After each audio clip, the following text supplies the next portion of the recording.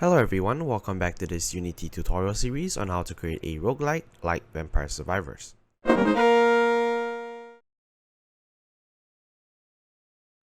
So when we initially discussed the creation of the melee and weapon projectiles back in part 3, I received numerous requests to delve deeper into a specific part of the subject, and based on a recent poll that we did over on our Patreon, it seems that many of you share the same interests.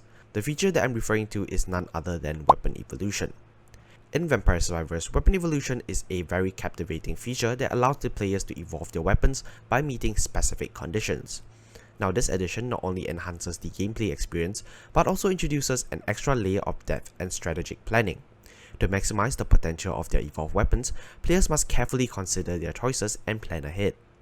Thus, in this part of the series, we will dive into the development of a dynamic weapon evolution system, and our goal is to create a scalable and customizable system that opens up new possibilities and expands the scope of our game. And at the end of this part, you should have something like this, which is weapon evolution,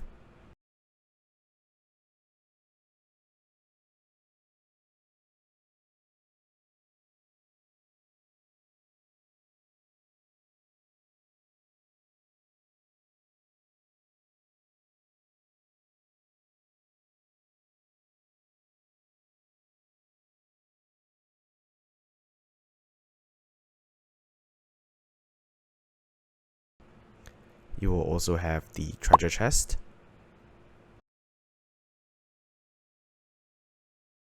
and we will make some improvements to the system as well. Without further ado, let's begin.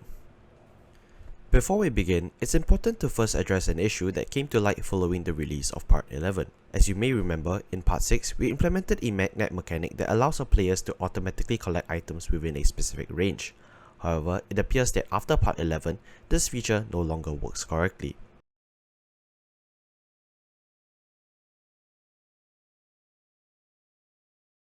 The reason behind this problem lies in the introduction of the bobbing animation for items in Part 11. The bobbing animation interferes with the magnet's pulling animation because it affects the transform of the item. As a result, the magnet's ability to collect items becomes non-functional. Fortunately, there's a really simple way to resolve this issue. First, let's head on over to the pickup script and set has been collected bool to public. This adjustment is necessary because we want to reference it from the bobbing animation script. Now in the bobbing animation script, our first step is to obtain a reference to the pickup script.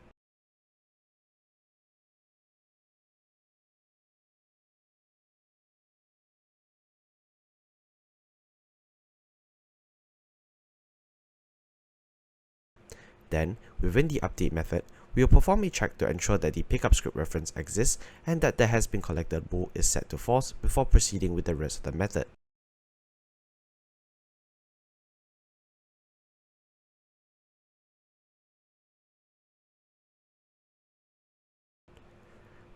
The reason for this check is to ensure that the bobbing animation will only take effect when the game object is in a collectible state, that is, when the pickup script exists, and when it has not yet been collected. Now, you can head back into the editor to test the changes. You'll notice that the bobbing animation still plays, and when you collect a pickup, the magnet pulling animation will function as expected.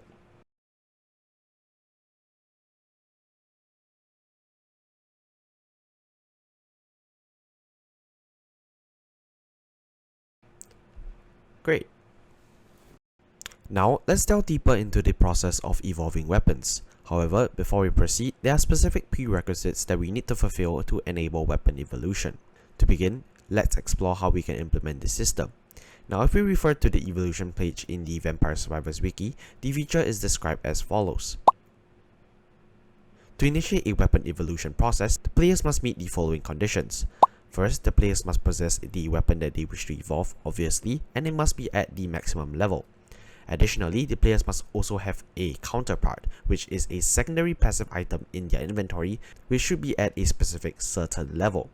In the case of regular weapon evolution in Vampire Survivors, this certain level is level 1, meaning that just having the item in the player's inventory is sufficient. As a side note, for now, we will only focus solely on the regular weapon evolution in Vampire Survivors. Thus, we will omit unions, gifts, and morphs from our evolution system scope. Now that we understand the prerequisites, let's explore how we can create this complex feature. We can start by implementing a blueprint system. Now, similar to how blueprints serve as a step-by-step guide in our daily lives, we can adopt a similar approach for the weapon evolution feature. By creating an instructional plan, we can check whether the desired weapon and its corresponding passive item are present in the player's inventory and if they meet the minimum levels required for evolution. Now, if both conditions are met, the player will be allowed to proceed with evolving the weapon. Now, when developing the blueprint system, there are various approaches that we could take, such as using nested classes as we have done before. However, after careful consideration, the most suitable approach for our game would be to utilize scriptable objects once again. The reason being that we already store data for our weapons, passive items, and player information within scriptable objects. Therefore, it will be more consistent and logical to contain data related to weapon evolution within the scriptable objects as well. With that said, let's proceed to implement the weapon evolution blueprint. Navigate to Scripts Weapons folder and create a new script named Weapon Evolution Blueprint.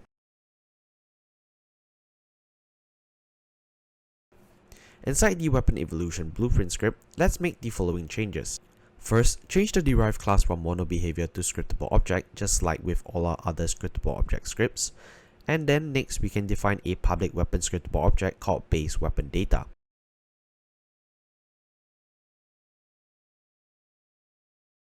Next, define a public passive item scriptable object called catalyst passive item data. We use the term catalyst to distinguish it from other passive item scriptable object variables. Next, we define another public weapon scriptable object called evolve weapon. This variable will store the data of the evolve weapon. And also, we define a public game object called evolve weapon, which will hold the game object of the evolve weapon. Finally, let's create an asset menu for the weapon evolution blueprint script, similar to the one we made for other scriptable objects. This allows for the easy and efficient creation of a new weapon evolution blueprint.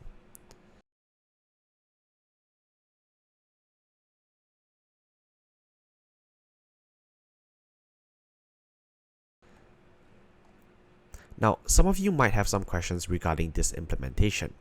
First of all, why didn't we add other variables like a minimum level? Well, this is because we can access all the necessary data from scriptable objects directly, eliminating the need for redundant variables.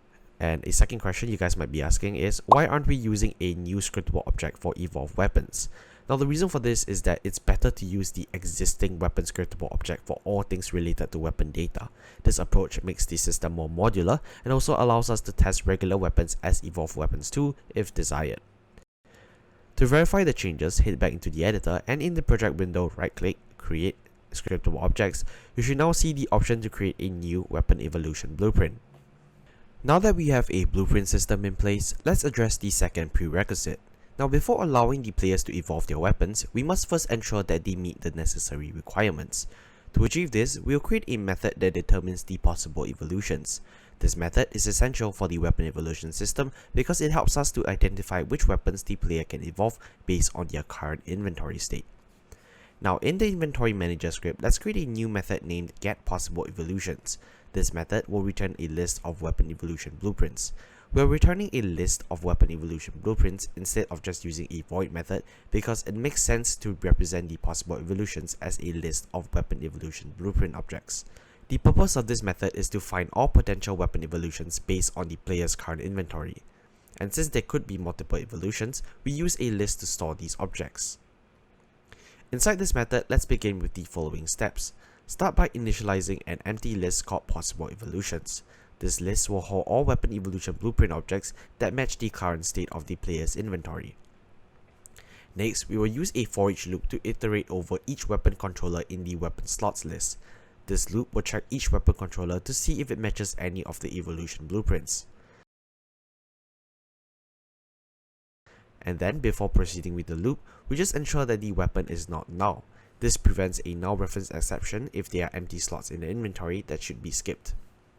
Before we proceed further, let's also create a public list of weapon evolution blueprint called weapon evolutions in the inventory manager and initialize it.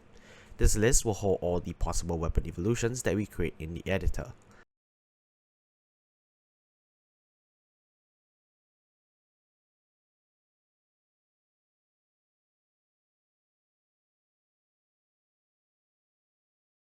Now, let's carefully consider the following steps. After the null check for each weapon in the weapon slots list, we now need to iterate over each passive item in the passive item slots list. Again, for each weapon, we check each passive item to see if it matches any of the evolution blueprints. The purpose of this nested loop structure is to explore all possible combinations of weapon controller and passive item objects in the inventory.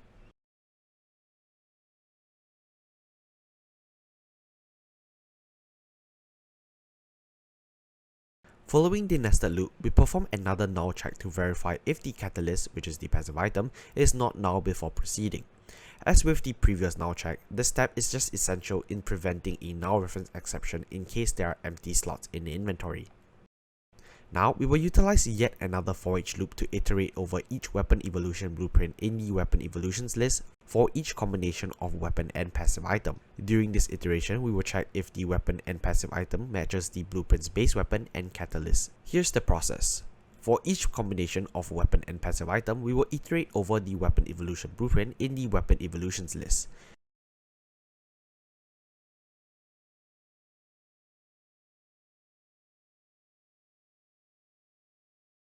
During this loop, we will check if the weapon and the passive item matches the blueprint's base weapon and catalyst. Now, if the level of the weapon data is greater than or equal to the level of the base weapon data, and the level of the passive item data is greater than or equal to the level of the catalyst passive item data, we have found a possible evolution. This indicates that the player possesses the necessary items to evolve the condition based on this specific blueprint.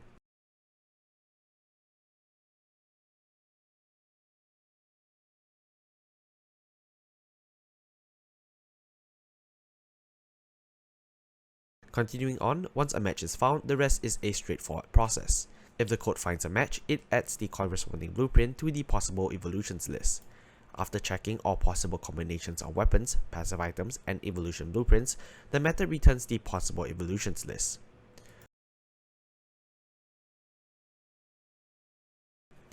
Now, some of you might be wondering, why can't we just check if the weapon data is the same as the base weapon data and the passive item data is the same as the catalyst passive item data? While that approach could work, it has certain limitations, especially when considering scalability, since both data objects would have to be the exact same to be considered a possible evolution. To reiterate, the code iterates through each weapon controller object in the weapon slots list, and for each weapon controller, it iterates over each passive item object in the passive item slots list. This nested loop structure enables the code to consider all possible combinations of weapon controller and passive item objects to find potential evolution matches. And then, if a match is found between a weapon controller and a passive item for any weapon evolution blueprint, it is considered a possible evolution and the corresponding blueprint is added to the possible evolutions list. This process just ensures that we collect all relevant blueprints for possible weapon evolutions based on the player's current inventory state. To test the weapon evolution system, we can use the update method temporarily in the inventory manager script.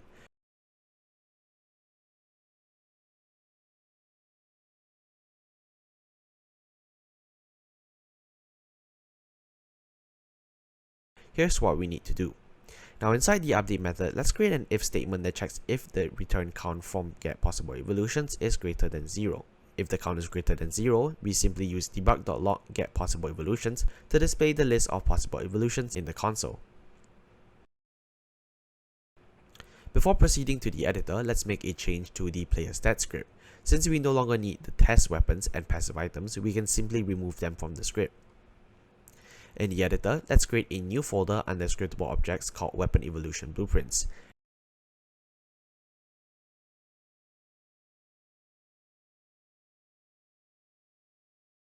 Inside this folder, create a new Weapon Evolution Blueprint scriptable object and name it Knife plus Spinach or any combination you prefer. In this scriptable object, let's set the minimum required data for the knife and spinach for the evolution to occur as we discussed earlier. For this test, use level 1 data for both the knife and spinach. That means that the knife will be able to evolve at level 1, as long as there's a spinach in the player's inventory. Before starting play mode, ensure that you add the created blueprint into the weapon evolutions list in the inventory manager of the player.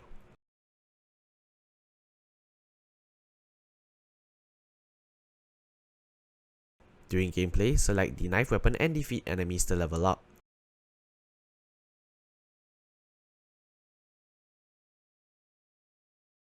When you level up, choose the spinach passive item. You should see a message showing up in the console indicating that one possible weapon evolution has been found.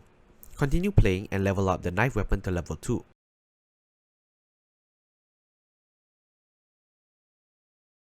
Check your console and you should notice that the debug.log still continues to go up. To further validate everything is working, you can set the base weapon data in the weapon evolution blueprint to knife level 2 data.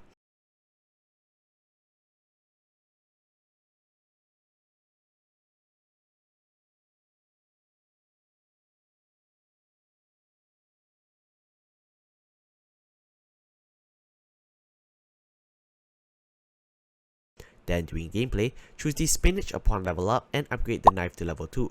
The debug.log message should not appear until the conditions are fulfilled, confirming that the evolution system operates correctly.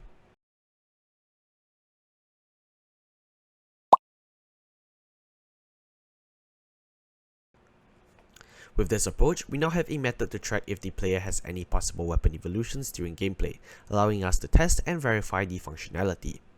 Finally, feel free to remove the update method in the inventory manager script as we no longer need it. Great! To fulfill the last prerequisite, we need to implement the basic functionality for a treasure chest. Now, as you may know, the treasure chest is essential because the player must obtain it to evolve a weapon in Vampire Survivors. Thus, we'll create a new script called treasure chest under the pickup scripts folder. And inside of the treasure chest script, perform the following actions. First, we'll create a reference to the inventory manager named inventory.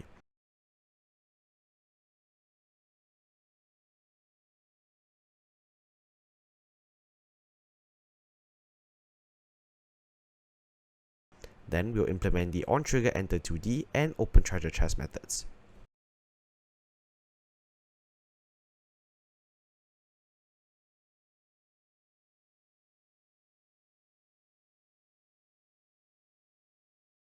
In the onTrigger enter 2D method, let's check if the collider object has a player tag.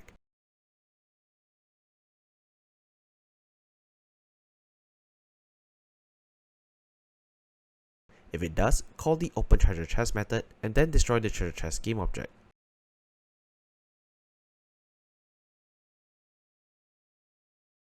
In the open treasure chest method, let's use a debug.log statement to test the code and verify its functionality. For now, this is all we need for the treasure chest script to begin evolving weapons. The additional functionality such as randomized upgrades to the items in the player's inventory will be addressed later down the line. Next, prepare a treasure chest sprite in the editor. Download the treasure chest sprite sheet from itch.io and drag it into the art folder. You can find this in the description below. And then rename it to treasure chest sprite sheet. Before slicing the sprite sheet, set the pixels per unit to 32 by 32 as it is the pixel depth of the sprite sheet.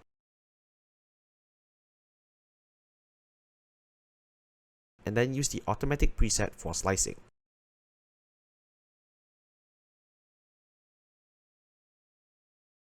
Now let's create a new treasure chest in the game scene. Drag the treasure chest sprite sheet _0 from the sprite sheet into the scene. Name it treasure chest and set its sorting layer to foreground to ensure that it appears in front of the map.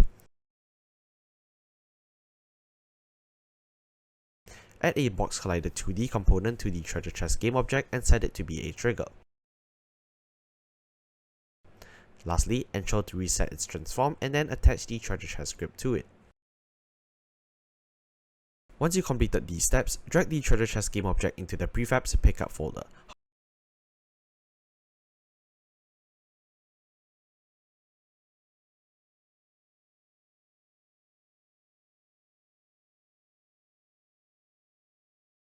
However, instead of deleting it from the scene, let's begin by playing the game from the menu scene.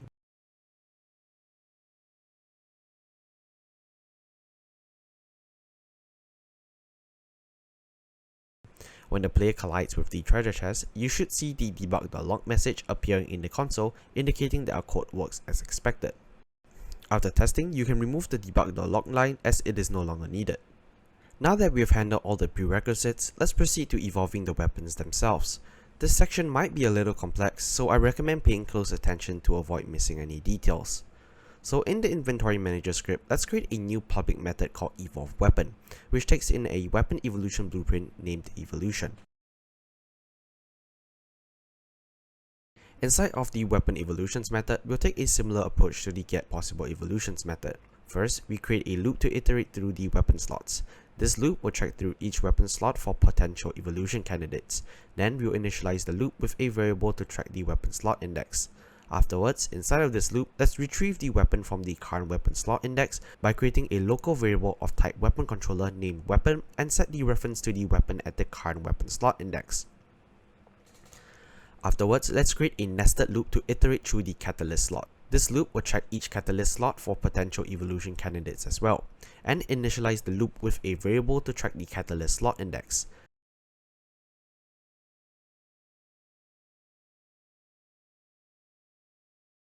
Inside of this nested loop, similar to the weapon slot index loop, we retrieve the catalyst from the current catalyst slot index using a local variable.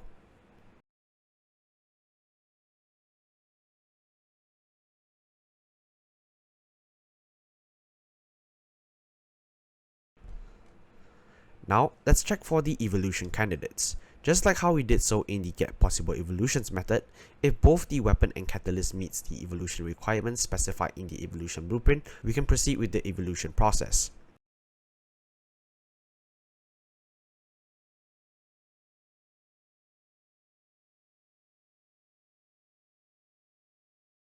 After ensuring that the conditions are met, we can initiate the evolution process. This process will follow closely with what we did in the level up method. First, we'll instantiate the evolve weapon object based on the evolution.evolve weapon prefab and store it as a local variable called evolve weapon.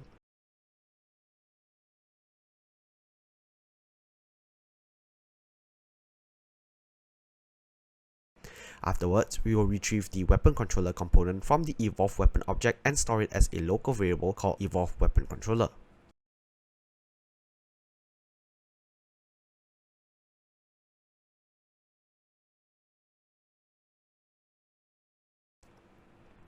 Third, we will set the evolve weapon as a child of the player's transform, just like we did so in the level up weapon method.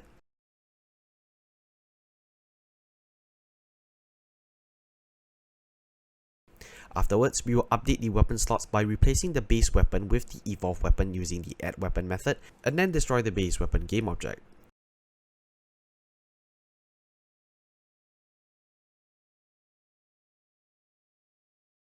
Afterwards, we will update any relevant data pertaining to the weapon such as the levels and UI elements.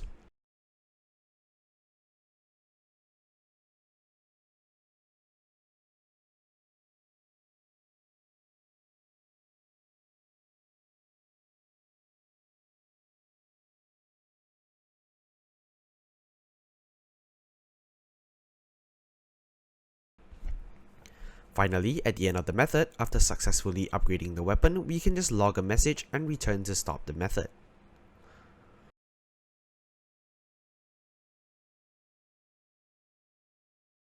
Now, let's head over to the treasure chest script and call this method. As you know, in Vampire Survivors, if the player has more than one available evolution, the game chooses a random weapon to be evolved. And this is what we will do here. We will get a random evolution blueprint from the get possible evolutions list and store it as a local variable called toEvolve. If the player only has one available blueprint, then only that one will be chosen. However, if they have more than one, then it will be a random selection.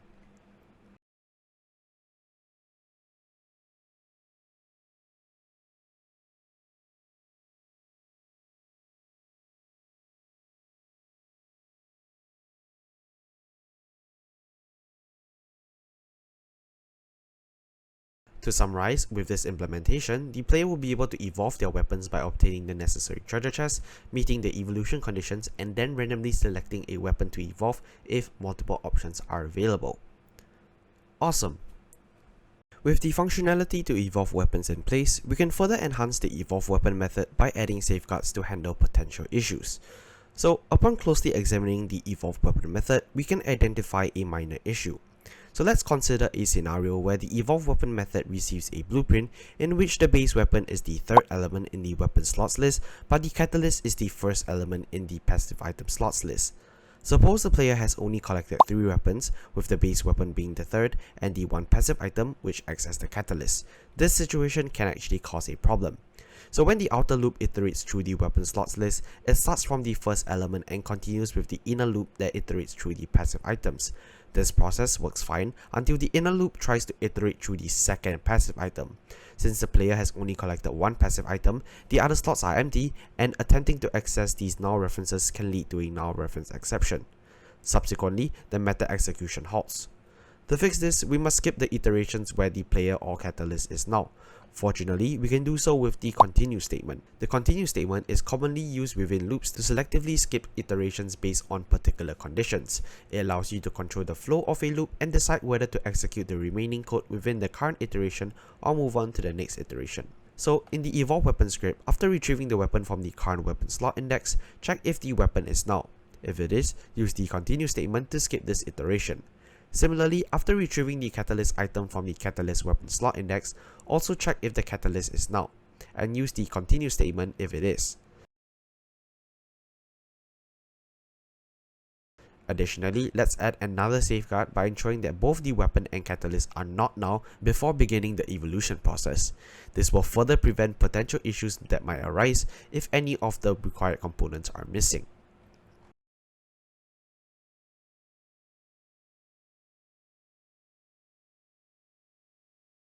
If you're feeling a bit overwhelmed by the previous information, let's walk through the method flow using an example. So suppose that we have the following setup. Weapon slots contains 3 weapons, slot 1, slot 2, and slot 3, which is the knife based weapon, and passive item slots contains 2 passive items, which is spinach at slot 1 and a slot 2. The weapon evolution blueprint passed into the evolve weapon method has the base weapon set as the knife and the catalyst set as the spinach. So here's how the flow of the method will look like. The evolve weapon method is called with the evolution blueprint. The outer loop iterates through the weapon slots list.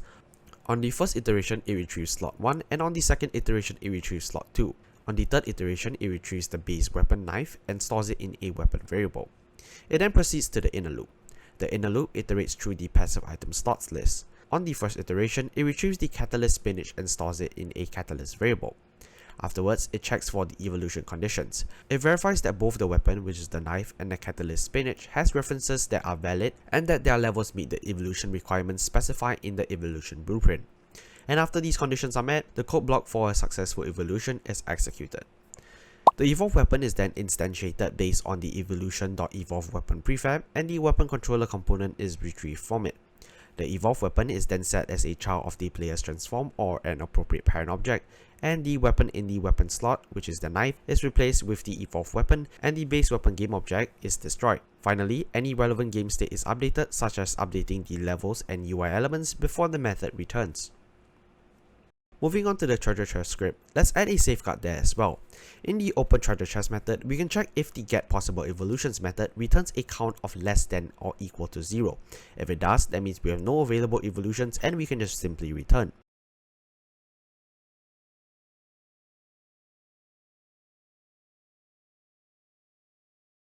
We can use a debug.log warning to display this information in the console. By adding this safeguard, we prevent unnecessary calls to the evolve weapon method when there are no available evolutions.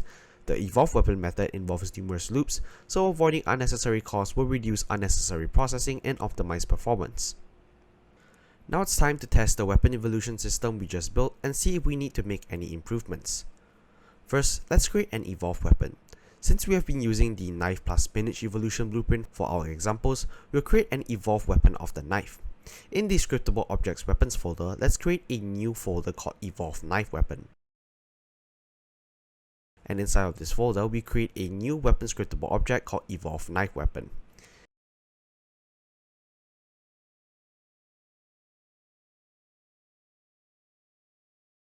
In the prefabs weapons controller and non-controller folders, let's create similar folders for the evolve knife and name them evolve knife weapon as well.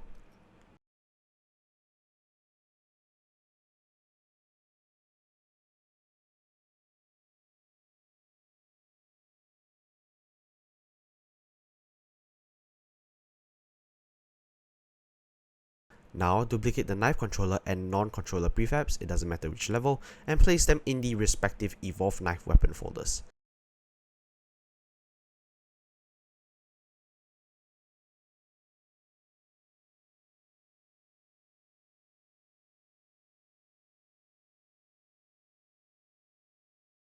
Rename the duplicates to Evolve Knife Controller and Evolve Knife Weapon respectively.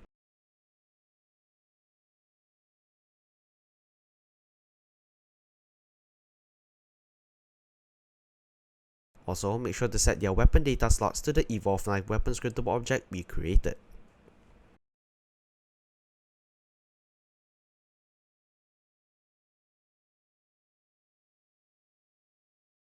Finally, double-click on the Evolve Knife Weapon prefab in the non-controller folder. Customize its appearance to distinguish it from the regular knife. For example, change the sprite to weapon sprite sheet _55, which I will do, or any other sprite you prefer. Then, adjust the polygon collider 2D to fit the new sprite's shape.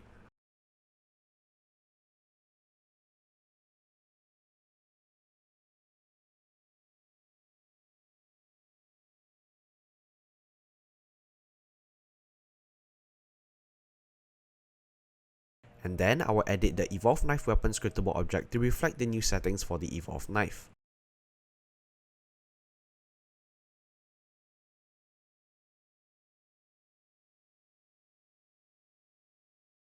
For example, I'll be setting it to deal more damage, be faster, and have a longer cooldown.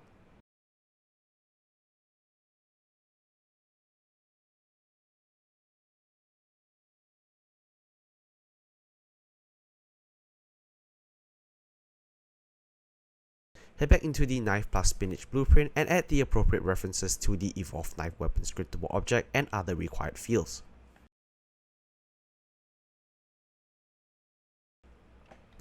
Now that everything is set up, it's time to test the system. Hit play from the menu scene and choose the knife as the starting weapon, and level up in game.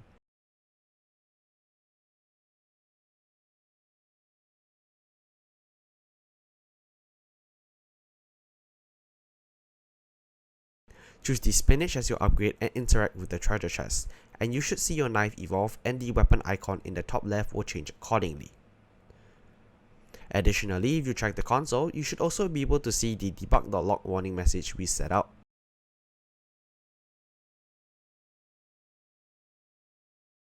And if you interact with the treasure chest without meeting the necessary upgrade conditions, it will show the debug.log warning no available upgrades message that we set up as a safeguard as well.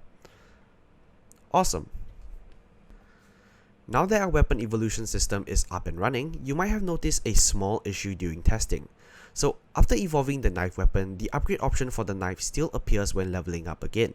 Clicking on it adds another knife to the inventory even though it's technically the same weapon as our evolved knife. Luckily, there's a simple solution to this problem. So, remember how we added an upgrade index for the weapons and passive items when implementing the upgrade options?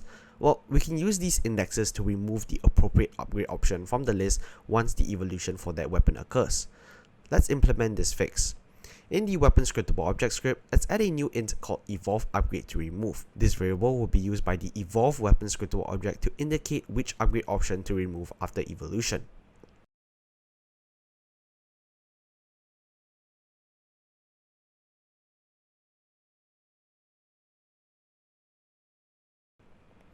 In the inventory manager script, let's remove the appropriate upgrade option from the weapon upgrade options list after a weapon evolution occurs.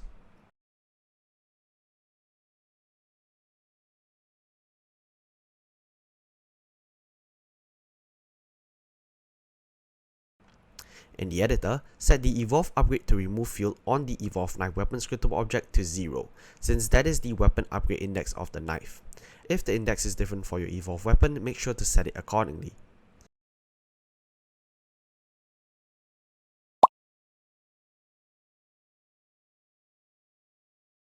Play the game and evolve the knife weapon.